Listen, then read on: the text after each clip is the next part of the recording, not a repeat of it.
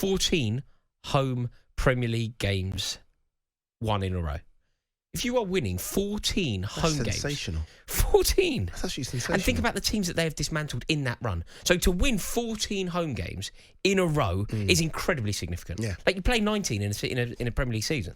So he's won 14 games in a row. But then think about some of the victories within that. You know, you're looking at the 6-1 against Brighton, 3-0 against Newcastle. No, that's the one when the penny dropped for me. Yeah. Because Brighton were coming in there. I know Brighton have kind of tailed off just a little bit, but Brighton there, De Zerbi, you're thinking, okay, 2 managers, front foot football, this is going to be a close game, and they battered them. I know. Yeah. They really did. And then you've just got to look at the result against Man City.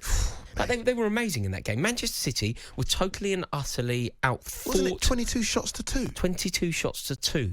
I think it's a record low for Guardiola. You know, I'm not massively into this, the stats XG, and all that stuff. XG Nonsense. thing. But Aston Villa's XG was up to 4 and Manchester City's was languishing around 1. You've turned into one of those guys. I haven't because I think it gives you a little bit. It gives you a little bit. I think it's also important to acknowledge quite how dominant Villa were. They were dominant on the pitch. They were dominant on the touchline. They were dominant in every single way. And do you know what? The Holt End, Villa Park, was roaring like it was 1982 again.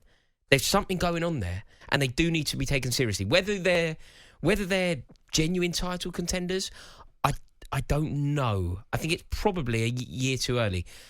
But I believe that they will make it into the Champions League, which is a huge achievement in itself. Yeah. Do they have the best goalkeeper currently in the Premier League? They may have They certainly have one of the best normally, goalkeepers. as soon as we say that, it's Edison Alisson, isn't it? Yeah, but neither of whom are playing particularly well at the moment. Exactly. Neither of whom are playing particularly well. Playing well at the moment. He's not playing. But yeah, Martinez, solid, isn't it? I mean, he kept a couple of Haaland shots out. And it's just... He's had his wobbles. He has had his wobbles. But do you know when we'll find out about Emi Martinez? I don't know. You know, generally speaking, football's become quite sanitised these days, hasn't it? Football support is less volatile than it once was. Do you know when it isn't? Arsenal fans talking about Emi Martinez.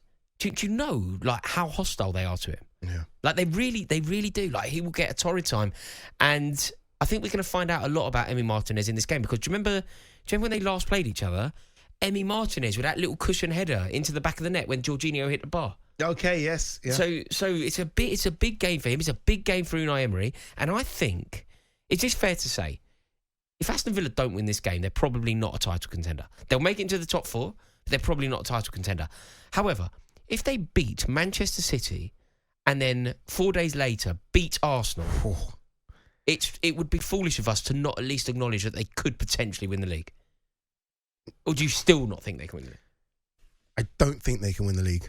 I don't think. And the only reason I don't think they can do it, and look, before Villa fans attack me, I actually think you've got arguably one of the best managers in the league right now. I mean, Pep, Klopp has to be Unai Emery, doesn't it? The third best manager. I just think the balance of trying to do this and win the Europa Conference League, and I think he's going to go for that. You know, I don't think he's going to rest players. I think he's going to go for it because obviously Villa have not won a trophy for years. I think that could be the struggle. But you look at the bench; they've got good players on the bench as well. They've got a squad of players. If they're still in and around the title race though, come March. Oh, then they're in it. Do you not think that they then forego the Europa Conference League? Because the Conference League, you've got to. The Conference League, it's quite uninspiring, isn't it? And I know that Aston Villa. No, you saw what it did for West Ham. Yeah, West Ham have never won a European Cup though. And Villa have, but not in our lifetime. No. Yeah. But Unai Emery's won countless. He's won multiples. Yeah. I just think that if there was a genuine chance that they would win the league, maybe because that would just be mind blowing. It would be comparable to what Leicester did, wouldn't it? How's he done this? I mean, I look at their 11. He's just a fantastic manager. They've got such a good 11. Well, I look at this 11 that started against Man City. I'm not joking. There's no weaknesses in it. No, I mean the squad.